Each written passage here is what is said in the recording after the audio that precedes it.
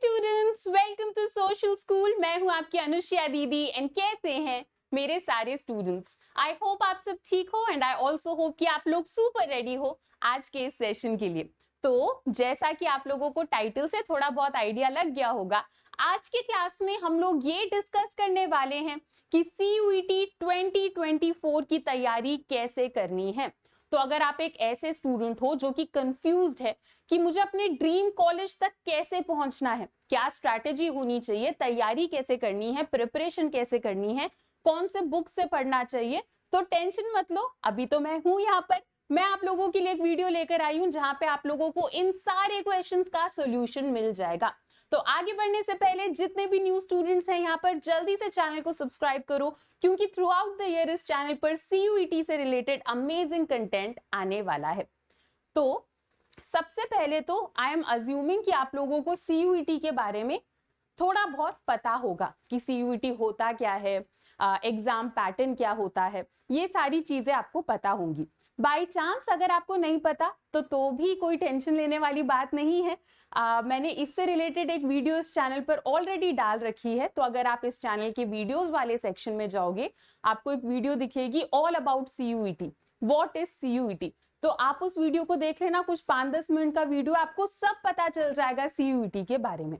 आज की क्लास में हम स्ट्रैटेजी डिस्कस करेंगे कि हमें तैयारी कैसे करनी है ताकि हम अपने उस गोल तक पहुंचे, उस लक्ष्य तक पहुंचे जो कि है हमारा ड्रीम कॉलेज।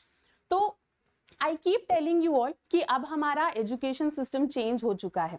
हमारे क्लास 12 के मार्क्स मैटर करते हैं। मैं ये नहीं कह रही कि 12th की प्रिपरेशन को एकदम त्याग दो, पर उससे भी ज्यादा इंपॉर्टेंट है CUET में तुम्हारा रिजल्ट, क्योंकि उसके बेसिस पर ही तुम लोग अपने बढ़िया बढ़िया ड्रीम कॉलेजेस तक पहुंच पाओगे।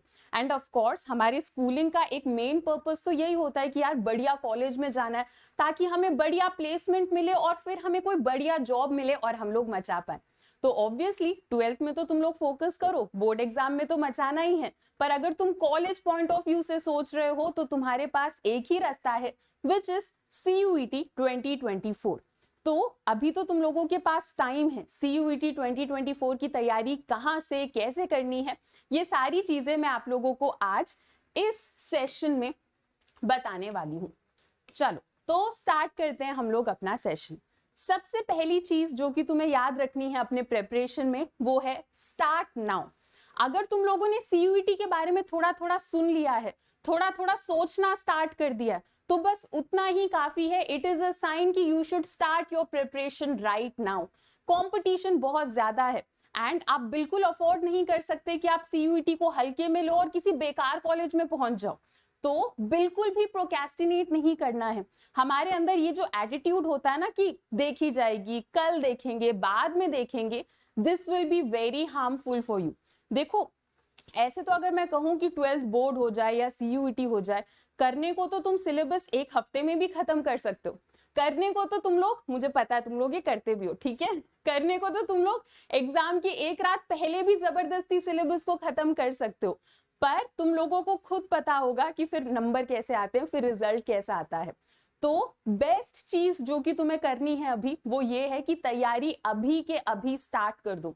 जितनी जल्दी तैयारी स्टार्ट करोगे उतना आगे रहोगे तुम बाकी बच्चों से, उतना कम स्ट्रेस होगा तुम्हें, उतने तुम्हारे चांसेस बढ़ जाएंगे बहुत ही बढ़िया कॉलेज में जाने के एंड लाइफ में मचाने के।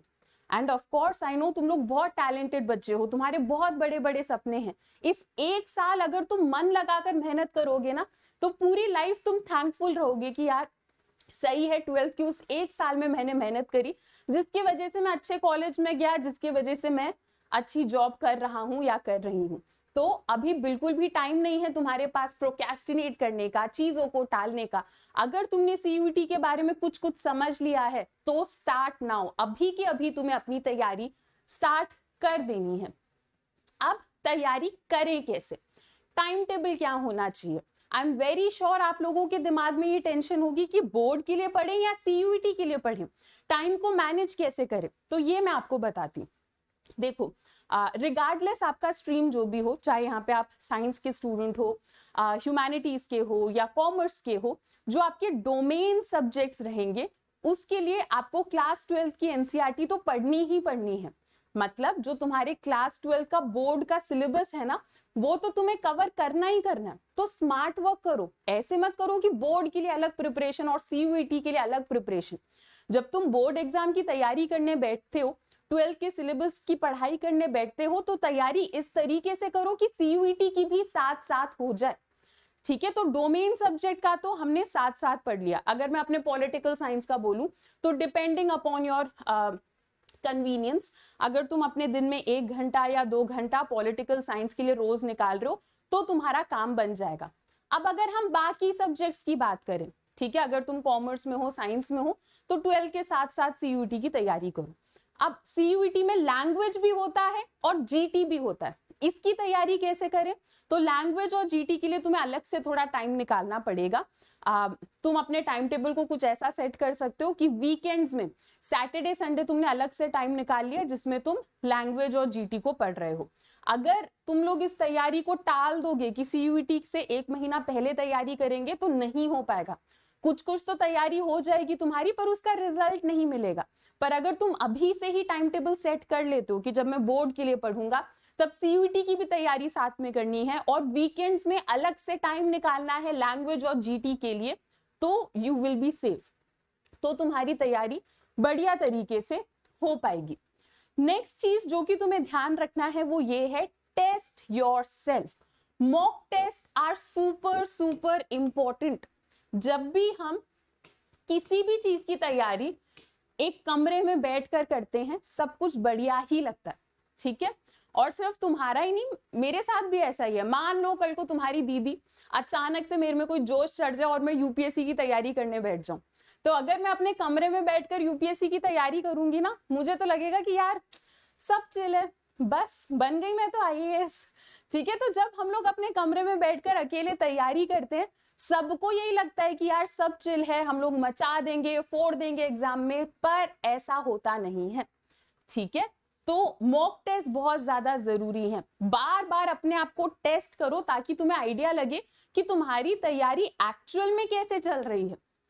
ठीक है, अगर तुम टेस्ट नहीं करोगे, सबको यही लगता है कि हाँ चैप्टर पढ़ लिया, हाँ क्वेश्चन आंसर्स देख लिए, बस अब सीयूईटी में मचा देंगे, पर ऐसा नहीं है। You have to continuously test yourself. इसके लिए आपको मॉक पेपर करने होंगे, प्रीवियस ईयर क्वेश्चंस भी आपको करने ही करने हैं। ऑब्वियसली प्रीवियस ईयर क्वेश्चन से आप कॉन्सेप्ट को भी समझोगे और आपको आइडिया भी लगेगा कि सीयूईटी में क्वेश्चंस किस टाइप के आते हैं। तो अपने आप को टेस्ट करना बहुत ज्यादा जरूरी है। टेस्ट नहीं करोगे तो तुम्हें लगेगा सब बढ़िया है, फिर चाहे तुम तैयारी 2 साल पहले ही क्यों ना शुरू कर लो, अगर बिना टेस्ट के तुम सीयूईटी में जाकर डायरेक्टली बैठोगे तो कोई फायदा नहीं है, बिल्कुल नंबर नहीं बनेंगे तुम्हारे। तो टेस्ट अपने आप को करना है। ठीक है, नेक्स्ट क्या है, हमारा सोर्स क्या होना चाहिए पढ़ाई का। हम लोग तैयारी कहाँ से स्टार्ट करें, कौन से बुक को उठाकर हम लोग पढ़ाई करने बैठे? तो एनसीईआरटी इज एवरीथिंग। एनसीईआरटी ही तुम लोगों का सब कुछ है। ठीक है, अगर मैं ह्यूमैनिटीज का कहूं, स्पेशली अपने पॉलिटिकल साइंस का कहूं, तो तुम लोग 12 के पॉलिटिकल साइंस की बुक को एकदम पढ़ डालो। वैसे भी तुम्हें बोर्ड एग्जाम के लिए पढ़ना ही है, और तुम लोग मन से दिल से उसे पढ़ोगे तो सीयूईटी में भी काम आ जाएगा। तो एनसीईआरटी इज एवरीथिंग।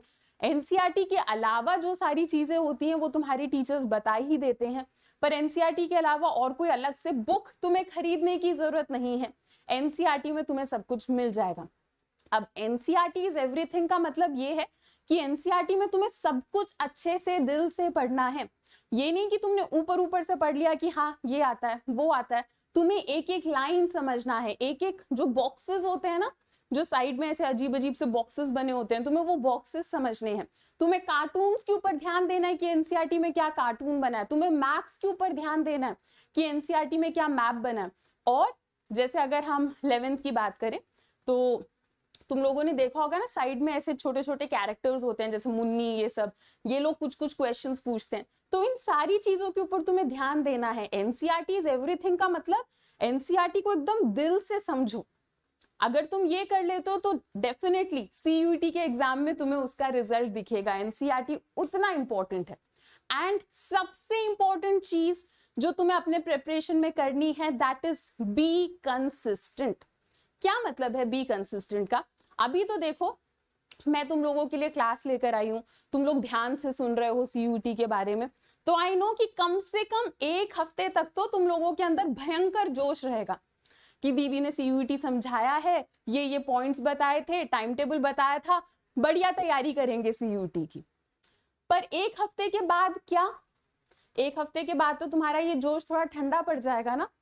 तब तुम्हें ये नहीं करना है कि तुम सारी किताबें बंद कर दो और बोलो कि ठीक है 1 हफ्ता तो पढ़ लिया, थोड़ा थोड़ा आइडिया लग गया, अब एग्जाम के 1 महीने पहले देखेंगे। नहीं, तुम्हें कंटिन्यूसली मेहनत करनी है, तभी तुम्हें रिजल्ट दिखेगा। जैसे हम ये चीज जिम के लिए नहीं बोलते, तुमने अगर कभी नोटिस करा हो कि जिम में हम लोग ये नहीं बोलते कि यार ऐसा नहीं होता कि तुमने एक दिन वर्कआउट करा और तुम कह रहे हो कि हाँ यार रिजल्ट मिल जाएगा, एब्स बन जाएंगे।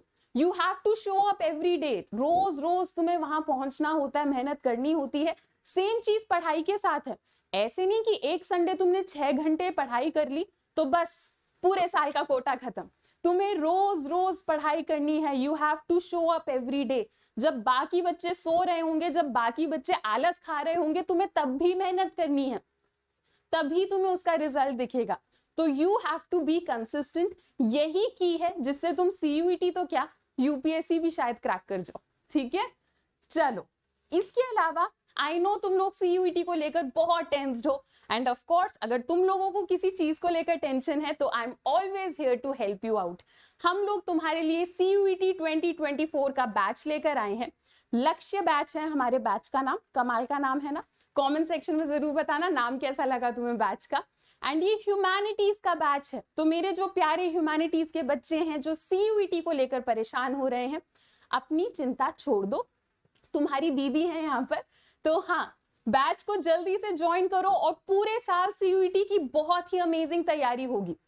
यहाँ पे जो टीचर्स हैं, इन टीचर्स को तुम ऑलरेडी जानते हो। ये ऐसे टीचर्स हैं जो बहुत सारे स्टूडेंट्स को ऑलरेडी मेंटर कर चुके हैं।